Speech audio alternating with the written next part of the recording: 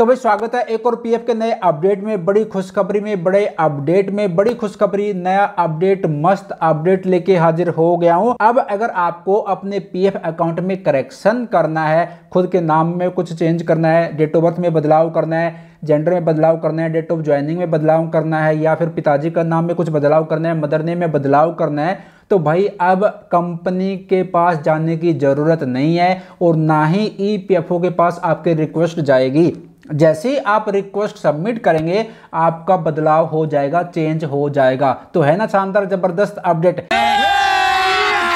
अभी मजा आएगा ना भिड़ो। इसी बात पे एक लाइक तो बनता है। और कई सालों से जो पीएफ मेंबर्स इंतजार कर रहे थे कि जो कंपनी की मनमानी रहती है, कंपनी के पास हमारी ना तो पीएफ ट्रांसफर की रिक्वेस्ट जानी चाहिए, ना ही हमारी जो है कंपनी के पास करेक्शन की रिक्वेस्ट अप्रूवल की जानी चाहिए। या तो ईपीएफओ के पास रिक्वेस्ट जाए डायरेक्ट, या फिर ऐसा सिस्टम ईपीएफओ कर दे कि किसी के पास रिक्वेस्ट ना जाए, जैसे हम रिक्वेस्ट सबमिट करें तुरंत अप्रूव हो जाए और करेक्शन हो जाए। तो फाइनली ईपीएफओ ने आपकी बातें, हमारी जो पुकार थी उसको सुन लिया है और आप सभी पीएफ मेंबर्स के लिए तीसरा नया मस्त अपडेट लेके हाजिर हो गया हूं। यहां पर मैं आपको दिखाना चाहूंगा 16 जनवरी 2025 को ईपीएफओ ने एक नया सर्कुलर जारी किया है ज्वाइंट डिक्लेरेशन प्रोसेस को लेकर, और इसमें बताया है कि जो इन्होंने एसओपी वर्जन 3.0 जो इशू की थी 31 जुलाई 2024 को, उसमें बदलाव कर रहे हैं, उसको चेंज कर रहे हैं। और ये जो ज्वाइंट डिक्लेरेशन यानी कि हम जो करेक्शन की जो रिक्वेस्ट सबमिट करते हैं उसके प्रोसेस को जो है सिंप्लीफाई यानी कि आसान बना रहे हैं। अब यहाँ पर 3 कैटेगरी में बांटा है, ए बी सी। अगर आपका जो यूएन नंबर है 2017 के बाद 1 अक्टूबर 2017 के बाद जनरेट हुआ है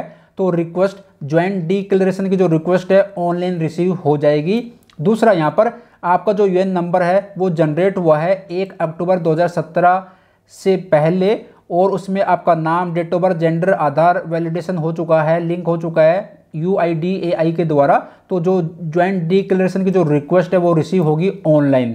ठीक है। इसके साथ साथ अगर आपका जो पीएफ मेंबर आईडी है उसके साथ आपका यूएन नंबर लिंक नहीं है, या फिर आपके यूएन अकाउंट के साथ आपका आधार कार्ड नंबर लिंक नहीं है, तो ज्वाइंट डिक्लेरेशन की जो रिक्वेस्ट है वो सबमिट की जाएगी फिजिकली मोड पर, मेंबर के द्वारा या फिर उनकी जो कंपनी है उनके द्वारा भी यहाँ पर बता रखा है, मेंबर या फिर क्लेममेंट के द्वारा। तो यहाँ पर 3 कैटेगरी में बांटा गया है। यहाँ पर देखिए नीचे की तरफ आएंगे तो यहाँ पर देखिए level age at which change can be executed. अब यहाँ पर ए, बी और सी। अब यहाँ पर देखिए member ID linked with UN generated based on Aadhaar from 1 अक्टूबर 2017 और JD request online received online, यानी कि अगर आपका जो यूएन नंबर है वो 2017 1 अक्टूबर 2017 के बाद जनरेट हुआ है, कैसे आप पता कर सकते हो वो भी मैं आपको बताऊंगा।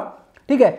तो 1 अक्टूबर 2017 के बाद जनरेट हुआ है, तो अगर आप नाम में करेक्शन कर रहे हो तो ई यानी कि एम्प्लॉय, जो एम्प्लॉय है, जो पीएफ मेंबर है, उसी के द्वारा रिक्वेस्ट सबमिट हो जाएगी और करेक्शन हो जाएगा।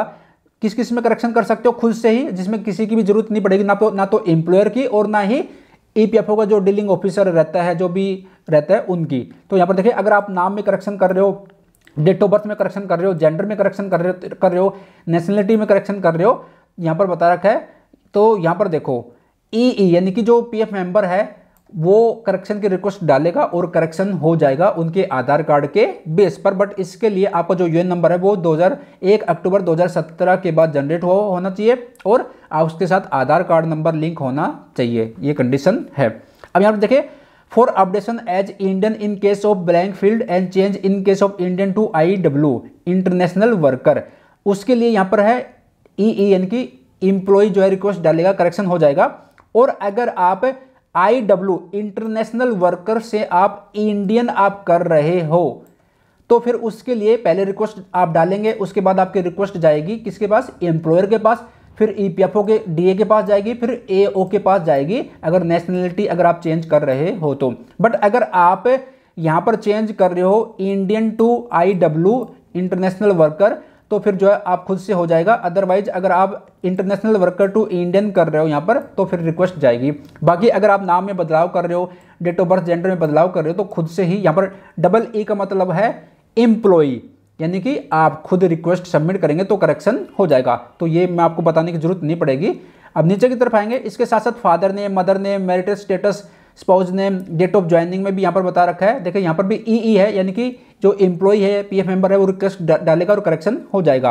अब यहाँ पर देखिए डेट ऑफ ज्वाइनिंग में यहाँ पर बता रखा है E if matching with the contribution received, अगर आपका जो कॉन्ट्रीब्यूशन है उसकी डेट मैच हो रही है डेट ऑफ ज्वाइनिंग की तो आपसे खुद से हो जाएगी। अदरवाइज अगर कॉन्ट्रीब्यूशन की जो डेट है वो मैच नहीं हो रही है और डेट ऑफ ज्वाइनिंग की जो है वो मैच नहीं हो रही है तो पहले आप रिक्वेस्ट डालेंगे, फिर एम्प्लॉयर के पास रिक्वेस्ट जाएगी, फिर ईपीएफओ के डीए के पास जाएगी, फिर एओ के पास जाएगी। सेम यहाँ पर भी है डेट ऑफ लिविंग ईपीएफ और ईपीएस में यहाँ पर अगर if matching with the contribution received, अगर जो कॉन्ट्रीब्यूशन आपका रिसीव्ड हुआ है वहाँ से अगर डेट ऑफ लिविंग अगर मैच हो रही है तो यहाँ पर सीधा आप रिक्वेस्ट डालेंगे तो हो जाएगा। अदरवाइज मैच नहीं हो रहा तो ई यानी कि खुद रिक्वेस्ट आप डालेंगे, फिर कंपनी के पास जाएगी, फिर डीए के पास जाएगी, फिर एओ के पास जाएगी। ऐसा ही यहाँ पर बता रखा है रीजन ऑफ लिविंग में। यहाँ पर अगर आप ठीक है रीजन ऑफ लिविंग ईपीएस और ईपीएफ इसमें आप खुद रिक्वेस्ट डालेंगे, फिर एम्प्लॉयर के पास जाएगी। अब यहाँ पर देखिए मैं आपको क्यों कह रहा हूँ ई का मतलब क्या है, डबल ई का मतलब है एम्प्लॉय, ER का मतलब है एम्प्लॉयर, DA का मतलब है डीलिंग असिस्टेंट, AO का मतलब है अकाउंटेंट ऑफिसर, APFC का मतलब है असिस्टेंट PF कमिश्नर। अब कैसे आपको पता चलेगा, देखो यहाँ पर मैं आपको पहले बता रहा था, यहाँ पर एक लाइन आप देख रहे हैं यहाँ पर साफ साफ है, डबल E का मतलब है एम्प्लॉय, ER का मतलब है एम्प्लॉयर PRO, DA का मतलब है डीलिंग असिस्टेंट, ये यहाँ से है EPFO के अधिकारी यहाँ पर शुरू हो गए। तो आपको ये ध्यान रखना है अगर जहां पर ई लिखा हुआ है तो यानी कि खुद आप रिक्वेस्ट डालेंगे और करेक्शन हो जाएगा, और अगर आ रहा है ई और ER तो आप रिक्वेस्ट डालेंगे उसके बाद जो है एम्प्लॉयर के पास रिक्वेस्ट जाएगी। तो यहां पर समझ में आ गया। तो अगर आपका जो यूएन अकाउंट है वो 1 अक्टूबर 2017 के बाद जनरेट हुआ है तो ई यानी कि जो पीएफ मेंबर है एम्प्लॉय जो है वो रिक्वेस्ट डालेगा तो करेक्शन हो जाएगा। बाकी इसका यहाँ पर आप स्क्रीनशॉट ले सकते हो। अब यहाँ पर देखिए बी है, यहाँ पर ए बी सी 3 कैटेगरी में यहाँ पर डिवाइड किया गया है। तो बी में यहाँ पर बता रखा है कि आपका जो यूएन नंबर है वो जनरेट हुआ है 1 अक्टूबर 2017 से पहले का। अगर 1 अक्टूबर 2017 से पहले का आपका जो यूएन नंबर है वो जनरेट हुआ है और उसके साथ आपका आधार कार्ड, आपका नाम, डेट ऑफ बर्थ, जेंडर सब कुछ अपडेट है, तो फिर अगर आप रिक्वेस्ट डालेंगे नेम करेक्शन की या फिर डेट ऑफ बर्थ करेक्शन की या फिर जेंडर की, तो यहाँ पर देखिए ER, तो इसका मतलब ये है कि पहले जो रिक्वेस्ट है आप डालेंगे उसके बाद ER यानी कि एम्प्लॉयर के पास जाएगी। तो यहाँ पर EE और उसके बाद ER जो आ रहा है इसका मतलब ये है कि पहले आप खुद रिक्वेस्ट डालेंगे, पीएफ मेंबर रिक्वेस्ट डालेगा, उसके बाद एम्प्लॉयर के पास जाएगी। और नेशनलिटी की अगर आप रिक्वेस्ट डालते हैं तो E यानी कि मेंबर से ही जो है ठीक हो जाएगा। ऐसे ही यहाँ पर मदर नेम, मैरिटल स्टेटस यहाँ पर अगर बदलाव करते हैं तो फिर ई यानी कि एम्प्लॉय जो रिक्वेस्ट डालेगा तो करेक्शन हो जाएगा। तो यहाँ पर सेम बता रखा है। अब इसमें बता रखा था फ्रॉम यानी कि 1 अक्टूबर 2017 से अगर आपका यूएन जनरेट हुआ है उसके बाद जनरेट हुआ है तो फिर आपका खुद से ही करेक्शन हो जाएगा। अगर 1 अक्टूबर 2017 से पहले आपका यूएन जनरेट हुआ है तो फिर एम्प्लॉयर की कुछ केस में जो ज़रूरत पड़ेगी, किसमें, name, date of birth, gender में, और इसके साथ साथ फादर नेम में, और यहाँ पर स्पोज नेम में, और इसके साथ साथ यहाँ पर हो गया डेट ऑफ लिविंग में, और इसके साथ साथ रीजन ऑफ लिविंग में। ठीक है, यहाँ पर आप देख लीजिए। इसके साथ साथ अब यहाँ पर कैटेगरी है C, member ID having UAN but not Aadhaar validation by UIDAI और विदाउट एनी यूएन, यानी कि आपके पास पीएफ मेंबर आईडी है उसके साथ कोई यूएन नंबर लिंक नहीं है, या फिर आपका जो यूएन नंबर है उसके साथ आपका आधार कार्ड नंबर लिंक नहीं है, तो उसके लिए तो ये फिर जो प्रोसेस होगा ये ऑफलाइन मोड में होगा, फिजिकली मोड में होगा। इसमें जो है EPFO के पास भी रिक्वेस्ट जाएगी। अब देखिए ER यानी कि आप रिक्वेस्ट सबमिट नहीं करेंगे क्योंकि आप तो लॉगिन नहीं कर पा रहे ना यूएन मेंबर पोर्टल पर। तो लॉगिन जब नहीं कर पा रहे, आपका यूएन नंबर आपके आधार कार्ड के साथ लिंक नहीं है, एक्टिवेट नहीं है, तो आप लॉगिन ही नहीं कर पा रहे। तो इसी वजह से तो फिर आपका जो एम्प्लॉयर है ER यानी कि एम्प्लॉयर रिक्वेस्ट डालेगा, उसके बाद DA के पास जाएगी, डीलिंग असिस्टेंट के पास रिक्वेस्ट जाएगी, फिर AO के पास जाएगी, फिर आपकी जो है करेक्शन हो जाएगा। तो यहाँ पर ये है, तो यहाँ पर बता रखा है इसमें। ठीक है, तो यहाँ पर आप आएंगे तो यहाँ पर बता रखा है AO अकाउंटेंट ऑफिसर और डीलिंग ऑफिसर, तो यहाँ पर आपको समझ में आ जाएगा। और इनमें आपको कुछ डॉक्यूमेंट्स भी देने पड़ सकते हैं, तो वो डॉक्यूमेंट्स आपको यहाँ पर देखिए नेम जेंडर में आपको अगर करेक्शन करवाना है तो ये आपको डॉक्यूमेंट्स देने रहेंगे नेम जेंडर में। इसमें से कोई भी आप डॉक्यूमेंट्स दे सकते हो, 2 या 3 जो भी डॉक्यूमेंट्स मांगेगा। नेशनलिटी के लिए ये है, डेट ऑफ बर्थ के लिए ये है। बाकी अगर इस सर्कुलर को आपको दोबारा से रीड करना है, डाउनलोड करना है, तो हमारा जो टेलीग्राम चैनल है वहाँ से आप इसको डाउनलोड कर सकते हो। वीडियो का डिस्क्रिप्शन में आपको लिंक मिल जाएगा। अदरवाइज इंस्टाग्राम चलाते हैं तो इंस्टाग्राम पर मैंने आप सभी पीएफ मेंबर्स के लिए ग्रुप बना रखा है, उसको ज्वाइन कर लीजिए। वहाँ पर मैंने जो ये सर्कुलर मैंने डाल दिया है। ठीक है, तो यहाँ पर आपको देख सकते हो काफ़ी अच्छा अपडेट है।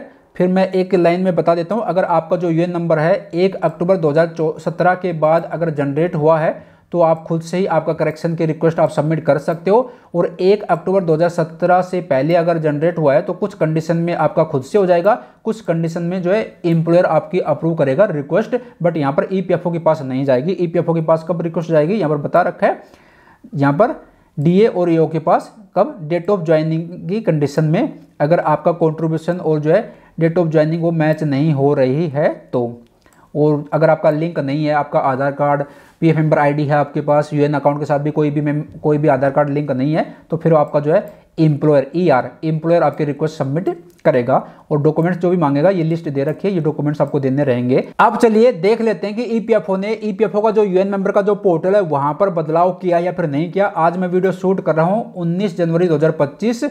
तो यहाँ पर ईपीएफओ के यूएन मेंबर पोर्टल पर मैंने लॉगिन कर लिया है। इसको कर देते लेटर करेक्शन के लिए। जब हम रिक्वेस्ट सबमिट करते हैं तो यहाँ पर मैनेज के ऑप्शन पर हम क्लिक करते हैं और यहाँ पर ज्वाइंट डिक्लेरेशन का ऑप्शन हम सेलेक्ट करते हैं। जब ये सेलेक्ट करते हैं उसके बाद यहाँ पर हमारी जो है पीएफ मेंबर आईडी आ जाती है। यहाँ पर मेंबर आईडी जिसमें भी हमें करेक्शन करना है वो पीएफ मेंबर आईडी हम यहाँ पर सेलेक्ट करते हैं और उसके बाद गेट डिटेल्स का ऑप्शन इस पर क्लिक करते हैं। जैसे इस पर क्लिक करते हैं उसके बाद यहाँ पर देखिए मैं कोई भी ले लेता हूँ, नाम ले लेते हैं, इसको एडिट करते हैं और यहाँ पर मैं कर देता हूँ इसको कुमार लगा देता हूँ। ठीक है, और उसके बाद यहाँ पर मैरिटल स्टेटस में भी इसको एडिट करके यहाँ पर अनमैरिड कर देता हूँ और नीचे की तरफ आते हैं और यहाँ से हम अब सर्विस हिस्ट्री में कुछ बदलाव करना है वो यहाँ से कर सकते हैं, पर्सनल डिटेल में कुछ बदलाव करना है तो वो यहाँ से हम कर सकते हैं। क्लियर। अब नीचे की तरफ आते हैं, इस पर टिक कर देते हैं और यहाँ पर कंसेंट देना रहता है और यहाँ पर प्रोसीड के ऑप्शन पर क्लिक करते हैं। यहाँ पर प्रोसेस हो रहा है, देखते हैं डॉक्यूमेंट्स मांगता है या फिर नहीं मांगता। तो अभी देखिए यहाँ पर डॉक्यूमेंट्स मांग रहा है तो शायद यहाँ पर अभी बदलाव नहीं हुआ है, तो आपको थोड़ा सा वेट करना है। बाकी जब भी यहाँ पर ईपीएफओ बदलाव करेगा मैं जरूर वीडियो बनाकर आपको शेयर कर दूंगा क्या प्रोसेस फॉलो करना पड़ेगा, क्या क्या प्रोसेस है। ठीक है, अब कैसे आप पता कर सकते हो कि आपकी जो पीएफ मेंबर आईडी है या फिर वो 2017 से पहले जनरेट हुई थी या फिर बाद में जनरेट हुई थी। तो इसके लिए यहाँ पर व्यू का ऑप्शन इस पर क्लिक करना है और यहाँ पर सर्विस हिस्ट्री का ऑप्शन आपको सेलेक्ट करना है। तो यहाँ पर आपको देखने को मिल जाएगा, देखिए हमारी 5 पीएफ मेंबर आईडी है।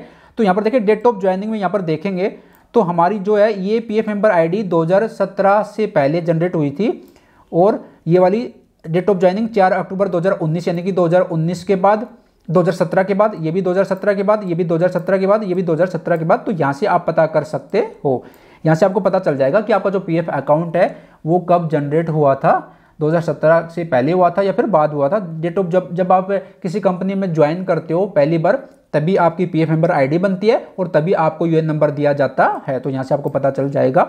इसको कर देते हैं लॉग आउट। ठीक है, तो ये एक काफ़ी अच्छा अपडेट है पीएफ करेक्शन को लेकर। कैसा लगा अपडेट कमेंट बॉक्स में कमेंट करके जरूर बताइएगा और बैक टू बैक अब वीडियो आएगी, देखने को मिलेगी आपको, क्योंकि भाई नए अपडेट है तो बैक टू बैक वीडियो बनानी पड़ेगी और जल्दी आपको 2-3 महीने में हमारा नया सेटअप भी देखने को मिलेगा। तो काफ़ी मस्त अपडेट लगा। मैं तो 10 में से 10 दूंगा ईपीएफओ को इन तीनों अपडेट के लिए। और आप भी बताइए कितना नंबर देना चाहोगे। तो आई होप जानकारी पसंद आई होगी। जानकारी पसंद है तो वीडियो को लाइक कीजिए, दूसरे पीएफ मेंबर्स के साथ शेयर कीजिए। मन में कुछ डाउट रहेगा तो कमेंट बॉक्स में कमेंट कीजिए। पूरी कोशिश रहेगी आपको जो भी कमेंट है उसका आंसर देने की। और इस तरह की हेल्पफुल नॉलेज वीडियो आगे पाना चाहते हैं तो चैनल को जरूर सब्सक्राइब कीजिएगा। मिलते जल्द एक और नई जानकारी के साथ। अपना ख्याल रखिएगा। Bye bye, take care.